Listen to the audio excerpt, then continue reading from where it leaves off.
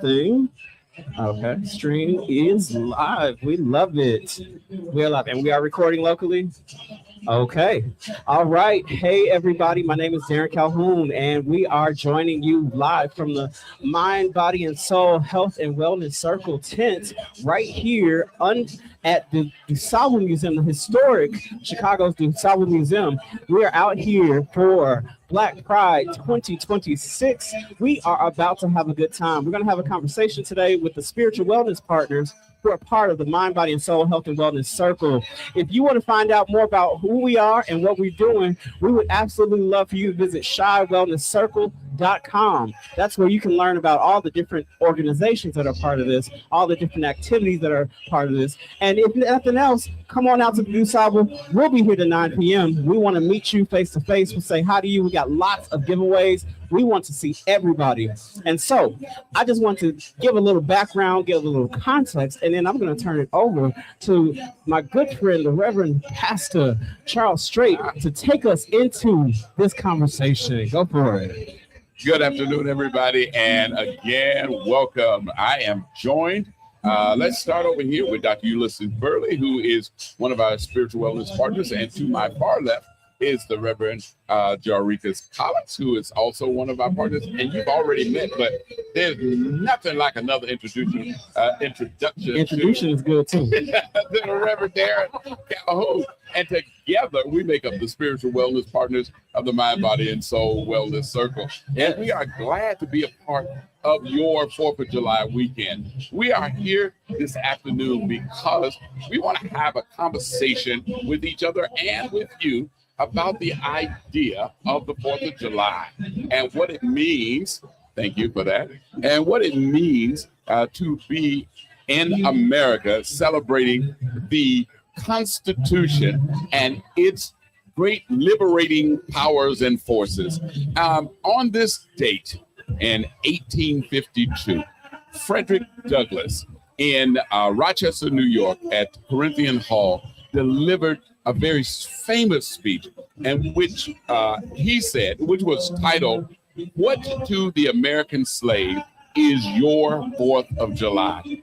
And in that speech, he outlined the liberties that were available to certain people in this country and not available to others, mainly slaves in this country in 1852. He talked about the great planning of the founding fathers and how this idea of life, liberty, and the pursuit of happiness was just a wonderful idea. But he could not stop there because there was a critique of America that needed to be heard. While life, liberty, and the pursuit of happiness was available to white land-owning men, it was not available to slaves, people who were building and then built this country, people who had the right as people of God, children of God, and should have been entitled to the same fortunes, were denied. Women too, even white women for that matter, were denied this idea of being a part of this American dream. And so we wanted to kind of further that idea, that constitutional idea here in 2026 on the 4th of July weekend. And maybe just rephrase it a little bit. He said, what to the American slave is your 4th of July? But I want to ask the question, what to the Black LGBTQIA community is your 4th of July? What does it mean in America in 2026 to be Black and gay, marginalized of any sort, and still have this idea of the 4th of July? In that speech, Frederick Douglass also had a great critique for what he called the difference between Christian America and Christ Christianity. And I think that that is still a truth today. There is a Christian America, the Christian America that supports all kinds of policies that enrich the rich, that cause more poverty and harm to happen to those who are poor. They support this idea that marginalized people whether they be Black, LGBTQIA, brown, or whatever, are still people who don't deserve God's love, God's passion, God's goodness. They say that immigrants have no place in this country when the Bible teaches us that we should always embrace those who are foreigners. Yeah. And so when we talk about 4th of July, when we talk about life, liberty, and the pursuit of happiness, what does that mean in an America that is in the 21st century? What does that mean in the country that we now live in? So, having asked that question, I want to hear from my partners in the spiritual wellness circle to say to you, to voice their opinion about what does this 4th of July mean to them, and not just the idea that we are proud to be Americans. Frederick Douglass said this, and I want to echo it now, that America is a great place. He said the founding fathers did a great thing when they came up with this idea of this liberation of a country, but they fell short when it came to living out that idea. And so what does it mean to you to think about all the stuff that we just talked about? The idea of the Christian America that is different than Christ Christianity, the idea of liberation in a country that was founded on this idea of life, liberty, and the pursuit of happiness, but has yet to fulfill. So I appreciate that framing, Charles, especially connecting what Douglas had to say so many years ago to our present day realities. Of course, we are no longer enslaved people in the traditional sense, but I believe that history is inherited, particularly by people of color, and that it's the work of this current generation to continue the fight that Douglas was bringing to our country. You're absolutely right. He didn't hate America. He celebrated the principles and the ideals under which the country was founded. A whole country getting its freedom from another country, but then that same country didn't extend that freedom to all of its people. That's right.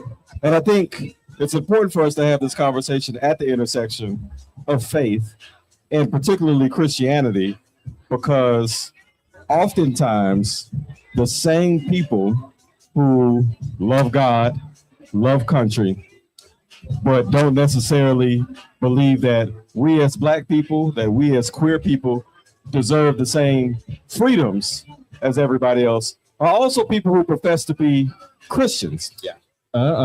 And those people generally believe that God's love is reserved for some people and not other people. Well, you just go ahead and preach. And so it's a very clean parallel to say a country was founded, but everybody doesn't get to enjoy and experience that freedom. Right. With a faith that intended for everybody to have access to God's love, to God's care, and for those same people to say, well, your faith isn't for everybody either. And so that's why we as a spiritual wellness partners have these conversations at the intersection of faith and justice and identity, because we understand that until all of us are free, none of us are free. That's right. Absolutely. Yeah, but I also want to underscore what you said about Christianity being founded as a Christian nation. Those Christians who came from Europe thought that God had ordained them to take from people who had already claimed the land that they claimed was given to them by God. So we have to be honest that the crux of the Christian faith in the West is built off of conquest. Yes. Right? That I have been ordained to take from you.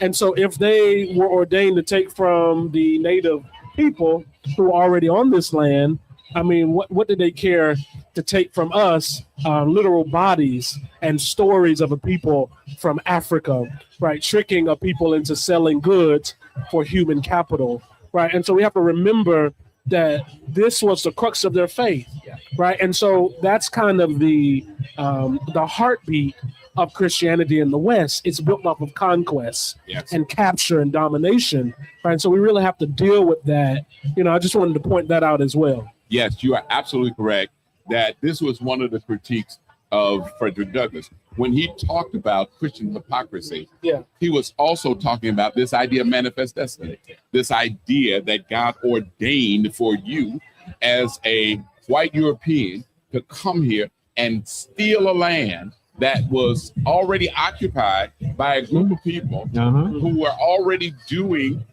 their thing in this country, and not come and ask, can I share it, but to literally take it. And that behavior turns into this, it's okay to have slaves. Yeah. It's okay to take from them everything that we need in order to build a country, that then turns into, it's okay not to share the wealth of this country with the descendants of slaves, right? So we move from slavery to Jim Crow to all of the other kinds of institutional racist behaviors that create poverty for Black folk, that create the lack of opportunity for Black folk, that create the lack of wealth and wealth building for Black folk. All of that is built into this notion that my God has ordained me to be on top, and therefore you have to be on the bottom. It's a All right, your terms. All right. But you're right. it's a perverse Christianity. It is a Christianity that does not speak to God, right? Because throughout the Old Testament and the New Testament, you find God talking about equality, talking about justice, talking about love, talking about helping others, all through the Bible. But yet, we don't find ourselves practicing that Christianity. And even among Black folk, even among conservative Black Christians, we find ourselves buying into the lie, the hypocrisy that Christianity was turned into in these Western part of the country. Right. World, I'm sorry. Yeah. And I think that's the thing to remember. Like sometimes, like I've certainly had friends who be like, how you gonna be Christian and be gay? Or how you gonna be Christian when that's the white man's tool of oppression? And the reality is Jesus was born in Africa. Hello, somebody. We've been taught to think of the Middle East as something other than Northern Africa. We've been taught to think of Christianity as something that originated in Europe when it originated amongst brown people who were living under oppression, and who it was the gospel, the good news for them was a reclamation of a secular term that was an oppressive term. The gospel was about emperor. The gospel was about empire. And the Christians turned that on its head when they said, no, the gospel is about liberation through Jesus. The gospel is about the ways that people show up for each other and love each other in ways that completely defy the status quo. Yeah. And so when we're thinking about what does it mean to be out here, we just coming off of Juneteenth, we're in the midst of Black Pride weekend here in Chicago. It's like we have to make the traditions and the standards that work for us, because we've been handed some stuff that was never meant for us. Yes. But the power is in how we take what exists, just like the word gospel, just like the word church, just like those things that were meant for something else and got turned around. We're going to take the same thing. We're going to make our celebrations. We're going to make our voices known. We're going to make the thing that we need. So like this theme is love in action, and we're going to do some loving action all weekend, right? Yes, absolutely. That's it. So Frederick Douglass talked about this idea of not denouncing the Declaration of Independence, but asking the question, why isn't everybody included, right? And so that many times for us can get turned into, you are rejecting the country, you are hating the faith, you are not acting like you are supposed to act, when we challenge not only the country, but when we challenge the church and say, why isn't everybody included? And you get, ridiculous answers like, love the sinner and hate the sin because God hates sin and that kind of foolishness. But the truth of the matter is that it requires us to challenge the church. Challenge, and I'm not just talking about the Christian church. In all the major religions, you find the same God speaking, right? The same language of love being spoken. And we, as the practitioners of faith, must be the ones to speak up and say, hey, this ain't what I read in the Bible. This ain't what I see in the Quran. All right now. This ain't what I see, in the Hebrew scriptures. And if we're not doing that, then we're simply allowing an oppressive faith to continue to dominate, as opposed to the one that you just described that was born in Palestine of a brown man who was liberating folk from the oppression of the world. And I love to talk about going to heaven. I want to go to heaven when I die. I plan to go to heaven when I die. But Jesus was also about liberating people right here. We're going to liberate the people right here. That's right. That person right here going to get liberated. We're going to liberate them and help them find the God that will let them go to heaven. So I think an important point is Jesus came preaching something different. Yes. Because yes, the text can say what the text says, but we have to be willing to say, I know this is what the text says, but damn that. If I can say that. I can say what you need to say. I won't say F it, but I'll say, this is Black Pride. If you need that's to what say we out here now. So but damn that. I say unto you, we have to reinterpret and give a new praxis. I want to say not faith. Reinterpret. We have to interpret correctly. Right.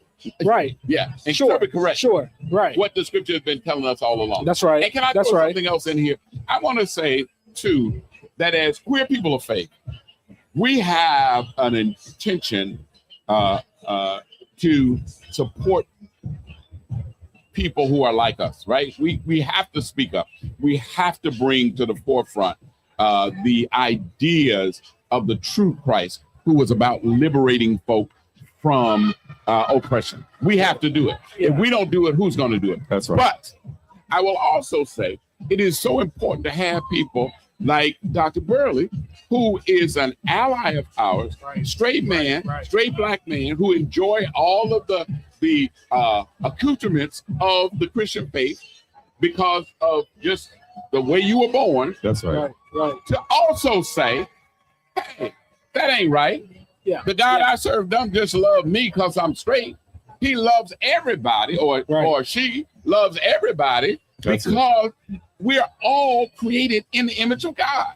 So I'm going to give you a chance to kind of jump in there for a second. Because you got 3 preachers up here. It's a long time. Go on, take it away, Dr. Burley. Well, so I appreciate that. We are contemplating on Frederick Douglass's words around the 4th of July, but we're also doing it at a time of pride. And when we think about pride and Stonewall and Marsha P. Johnson and this belief that we can't celebrate pride as long as everybody is not liberated, right? We can't talk about pride if everybody's not liberated. That's right. And so I embody that. Like, I could go outside and I could hold my wife's hand and nobody questions it and everybody affirms it. Right. But if I can't go outside and I can't love my brother, I can't hug my brother, I can't embrace Reverend Jericas Collins without a stigma being attached to it, then I'm not really experiencing liberation either. Yeah. And so part of my work as an ally is to understand that my faith calls me to create the same level of access that I have for everybody, because I believe that God created everybody in God's image to experience that same access. And it's why I show up in this way. But it's also, the reason why we have to continue to reflect on the meaning of the 4th of July and who's included. As I've gotten older and more conscious, I've struggled with the 4th of July and what it means for me and how much are we supposed to celebrate it. And Juneteenth has really become my 4th of July. But at the same time, this is my country. Right. This is our country. We built it. We built it. Right. We built it. Yeah. Queer, gay, trans, or otherwise. Yeah. And I think we have a right to be able to celebrate this country while still holding it to account the same way Frederick Douglass did. Right. That's right. Yeah. And wouldn't it be great if we could not only celebrate the country, But if we could celebrate the folk who built the country, right? If the 4th of July was not just about independence from England, but also about the enslaved people who did all the work to build the institutions and continue to create greatness within this country. And to, like you said, if we could turn that just a little bit so that as folk, and even us, as we celebrate the greatness of this country, also think about and celebrate what makes it great. It's not great just because some folk got together in 1776 and wrote a declaration. It's great because we get to embody that declaration, right? It is not great when we build walls and tell folk who used to own Texas, Arizona, California, that they can't come here no more. It's not great, you know, when we say that the first trillionaire lives in the United States, when people still starving, starving and living outdoors, still homeless, can't spell trillionaire. Right. Yeah. We have an abundance of empty houses, and there's still people who don't have a place to live. That's a choice. That's right. That's not a natural consequence. That's right. So wouldn't it be wonderful if we could celebrate the greatness of America on the 4th of July and really do like Frederick Douglass did and call out the problems and say, now, here's the unfinished work. How are we going to talk about the unfinished work? That's right. How are we going to, you know, fix the things that America still has left? So let's examine that. Let's do it. My queer brothers of faith, where are the places where you see America's promises being fulfilled? And then where are the places where you still see work needs to be done? The places where you see America's promises being fulfilled, particularly for Black, same gender loving, queer, trans people. What is the country doing well right now? And what are the areas where we still have work left to do? Yeah, take it away. Well, if you want to be honest, we are being honest. We're gonna be honest. We're gonna keep it 100. Cuss if you have to. I done that one time. Honestly, I don't think the country's living up to that at all. At all. Right. I think that some policies and procedures and monies and grants are sometimes just tools to keep people quiet about the silent oppression that they are still in. I think when I think about what's not really being done for the Q+ community and trans folk, Black, queer, and trans folk, I think also about how that relates to what still is not being done for the Black community as a whole. Right. And so if Black folk are still fighting for rights and freedoms and monies and safe communities and non-food deserts and etc., right? How do we think that Black, queer, and trans folk are going to go over that, right? And this is a part of the conversation, right, that we really could lead into, right? Because if Black, queer, and trans folk are not free or don't have those freedoms and those opportunities, right, then none of us are free. Right. That's right. Right. And so, I mean, it's not, I would say my take is that we've not done enough. Yeah. Right. That those benefits and those things are being done within the very communities who are crying out for resources and visibility, etc. Right. And so I think there's much more work to do. This is clashing a symbol, the choir singing on this. But the truth is, I think people need to hear, right, when we see laws and pushing back of laws that we think were so monumental, which they have a place in history, right? It still was not enough, and it's still not enough, right? So I just want to throw that in the conversation. So Reverend Collins, you say the country hasn't fulfilled any of its promises. Reverend Calhoun, what do you say? All right. So I say a few things, right? And multiple things can be true at once, right? So indeed, we're in a place that hasn't fulfilled its promises, that is working actively with leadership to revert and roll back things that were hard fought and won. And I can't forget that to be in the moment that I'm in the place that I am, living the life that I live, I'm doing that on the back and the efforts of those who came before me. I'm doing it because of the Marsha P. Johnsons. I'm doing it because of the Sylvia Rivera's. I'm doing it because of the gay liberation rights movement. I'm able to show up and be loud and be gay and be kinky and be queer and be all the things that I am because of those who came before me. That's good. And it inspires me to live like a Bayard Rustin, who organized the Civil Rights March in Washington. It inspires me to live like my queer elders and my queer siblings who came before me, to show that, yes, I can be born into a mess, but I'm gonna make this mess better than it was when I got here. Yeah. You know, like I can't have the idea that the only way to be good is to have everything perfect. I can know that if I show up and if I make the things I want to see, if I show up and I build the tent that I need for my friends to be able to come in from outside, and if I show up and I begin to play the music that gets my people dancing and juking and celebrating joy in the middle of the street, then it's gonna be better.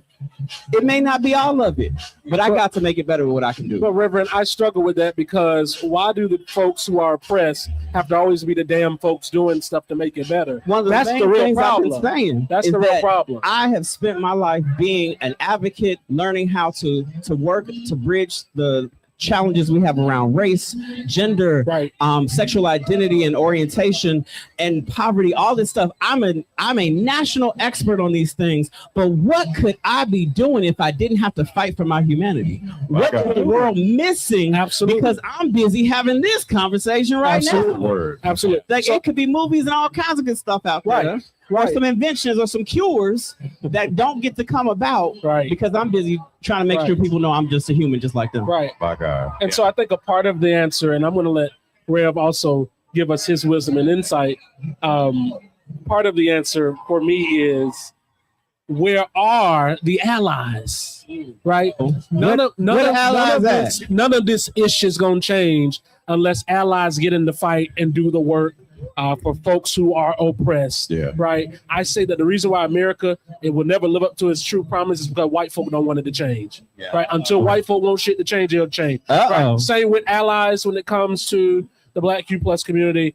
We need more allies to do the work. That's the only way it's going to change. We got to have it.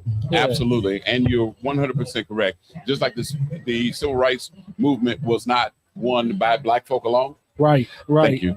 The fight for justice for queer people cannot be won by queer people alone. Right. We have to have everybody involved. I think that, back to your original question for a second, I think that one of the things that resonates with me is very much like Reverend Calhoun said. One of the things that I think is right with America, one of the things that the country has delivered on, is the ability to fight, right? I'm involved in a couple of justice movements. I have been out in the streets and arrested on several occasions, protesting. Right. Come on now. I know that we live in a country where it's okay to say that the president is a damn fool. And not worry about being arrested and carried off to some black site, and you can't do that in every country. And I think that America has gotten it right when it comes to the idea that we can continue to struggle for the ideal. So Douglas said that what is the 4th of July to the American slave? He said that we need to realize that we're not there yet, right? That the life, liberty, and the pursuit of happiness is not a thing that is for everybody. Dr. King comes along 170 years later, and he says that America has issued a check that we cannot cash. That when we try to vote, when we try to have equity in our communities, when we try to live in places where we were not welcome, we got a return from that check that was marked insufficient funds. Funds. So we live in a country where you can still struggle to get to the ideal, right? You can still work hard to try and make fairness, to try and make justice, to try and make liberation happen. It was only 1969 that Stonewall happened, right? And for a few of us, that wasn't all that long ago. It wasn't all that long ago. It was only 1973 that the mental health folk took homosexuality out of the diagnosis as mental illness. Right. It was only I forget the year, where queer marriage was legal, right? So we are still struggling toward a perfection. And as we sit here talking about the 4th of July and what America is not, I want to go on record as being the one saying it the most. It is not what it needs to be. It ain't what it's not giving what's supposed to have gained. That's right. That's what the kids say. That's what the kids say. I'm one of the kids today. Just don't mind these gray hairs. But I love the idea that it is, and it continues to be, a place in progress. Right. And it's a shame it's 200 years later, 250. This is the 250th anniversary. And we haven't gotten any closer. We haven't gotten close enough. Right. Close enough. But we can still push. Yes. Right. Yeah. So King speaks about that check. Yes. Right. I want to give this analogy. One does not write a check just so that it can bounce. That's right. Right. Well, so the question for some folks, but if we believe in the goodness of people, right, you're writing a check because you expect that there's something in the bank to take out from that check you wrote. Yes. It's not that America has insufficient funds. It's just that they've been giving out the checks to the people they want to give the checks out to. Yeah. Right. That's So good. the question on the table, if we're thinking about insufficient funds and writing of bad checks, is what areas do we see in our current reality of bad checks that the country has written to Black, queer, and trans folk? See, you about to start us up one more time. A bad check. And we only got a few minutes left, so I'm gonna say this quickly. There are checks that are going out, and sometimes we're taught to look at the immigrants and say they getting the checks that I should have got. Yeah. Sometimes we're taught to look at the undocumented folks and say they getting stuff that I should get, as if the undocumented folks wrote the law and signed the check.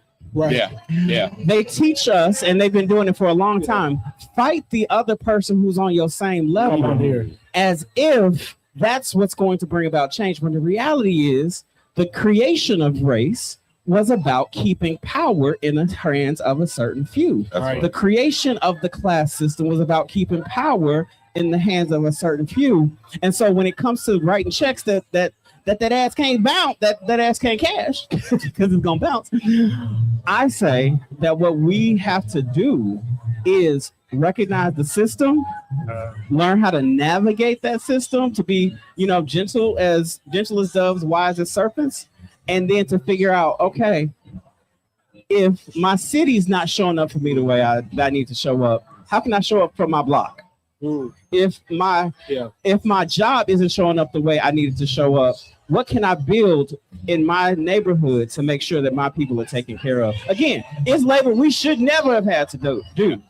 But before we end on a bad note, I want to at least lift it back up in my good old evangelical way to say we gonna make it in the end. Yeah. If I had an organ with me, I'd say tune me up right now, because we're about to make something change. I also want to remind you too that these bad checks, as Reverend Collins pointed out, they just written to certain people. Because the fact of the matter is, there's enough money in the bank for everybody. Nobody should have a check returned to them that says insufficient funds, because there's plenty of money. That's why, to your point, that's why, they got us arguing with one another about the fact that you getting stuff that I ought to be getting, as if we live in a land of scarcity. That's right. We don't. This country is the richest country in the world, as proven by the fact we have the world's first trillionaire living in it. Well, That's plenty of money for everybody. There's enough to go plenty around. of everything. And so if we keep fighting with one another about what it is that we don't have, instead of really fighting systems that are designed to keep us from having what it is that we have. And that would be my true critique of America, right? Yeah. If I were really to say, I did say, I love living here. I love the things that we can do that you can't do in many parts of the world. But if I were to give a real critique, it would be that in this country, capitalism causes us to fight one another. That's right. As opposed to joining together so that everybody can have what is given by, as the framers put it, their God-given right. God-given rights. To have life, liberty, and the pursuit of happiness. That's right. So we got 3 minutes, roughly, to wrap it on up. Dr. Burley, where are you going to take us? So, as faith leaders and as spiritual wellness partners, I always look at things through the lens of our faith. And unfortunately, our faith communities often mirror the world when we should be the example for the world.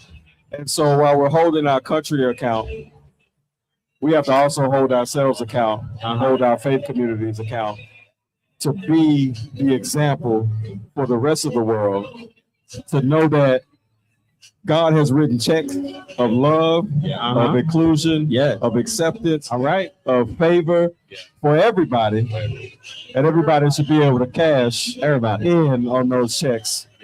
Not a God of exclusion, a God who only saves some people and doesn't save others, because that's just a duplication of the world that we live in. And quite frankly, that's not faith.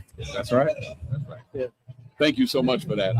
I want to say that this is the mission, right, of the church. We've got to really become the people that God has called us to be and shown us how to be.